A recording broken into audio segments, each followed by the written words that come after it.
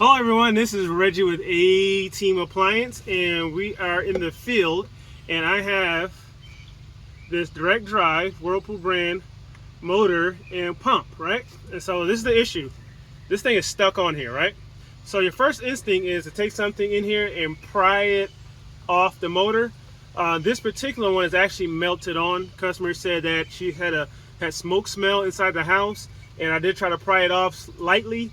It wouldn't come off, and by looking on the inside, you probably can't see it from there, but it is melted on. So I did try to pry it a little bit, but you don't want to put too much pressure on prying it out because you can actually damage the bearing, which is right here. So you don't want to do that. So try to pry it out with a screwdriver very lightly. If it doesn't budge, it's most likely on here. So the question is, how do you get it off, right? So my method is this thing has to be broken off, okay? So this is for, now this advice is for the MacGyvers, right? Like obviously the easy answer is just replace the motor and the pump, right? You can do that. But if you're in the field, or like let's say today's your homeowner, and I mean you're a do-it-yourselfer, and this is your day off and you need to get it done right now, this thing needs to be broken off. Couple of methods. You can either, if you have a cutting tool, if you have the tools, you can just cut it off with a saw. Because everything underneath is metal, so all this is plastic and rubber, so this will come off easily. If you don't have those tools available, then two methods. I'm going to use this sledgehammer to break it off. If you don't have a sledgehammer, then the second method is to drop it. Take it outside on the concrete and drop it face down. And you want to do it face down, but that's the last worst case scenario to do it, because you get risk damaging a couple of other components, but everything else on here is metal. It'll be fine. You don't need to drop it too hard, but because you could crack the casing, but that's worst case scenario. So if you have a hammer, you can just bust it off. So let's show you how. Let's see how it's done. So, and this is the replacement one.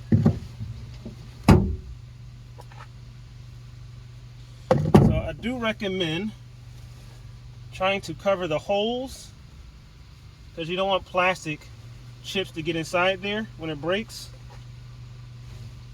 So get something to cover it up a bit. And I'm leaving this part exposed, so I want to see that, because I want to make sure I don't hit it.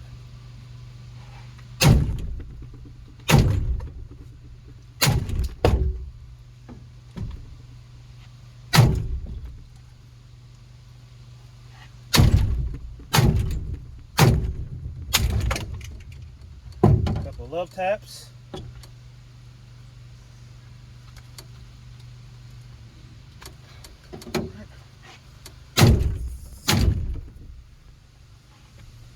See if we hit it from the side.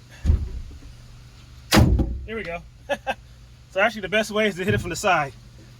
And as you can see, came completely off, nothing's damaged. And the other thing was melted on, because we still got little pieces of plastic on here. So I'm going to just a little screwdriver and get that off.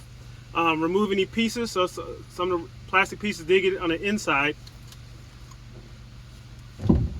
So very barbaric, but this, you gotta do what you gotta do, especially if you're in the field and you need to get it done.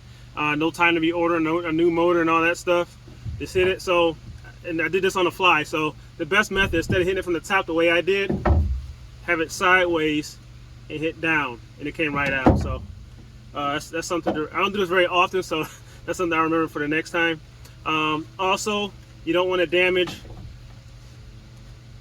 your coupler either. So I had a coupler still on here, but because of the grooves right here on my tailgate, the coupler wasn't damaged. So that's it. That's how you do it. So if you have a stuck pump on your Whirlpool drive motor, this is how you do it. So this is Reggie with A-Team Appliance. Don't forget to like and subscribe, and also leave your comments below if you have any questions. I'll feel free to answer them as soon as possible. Thanks. See you on the next video.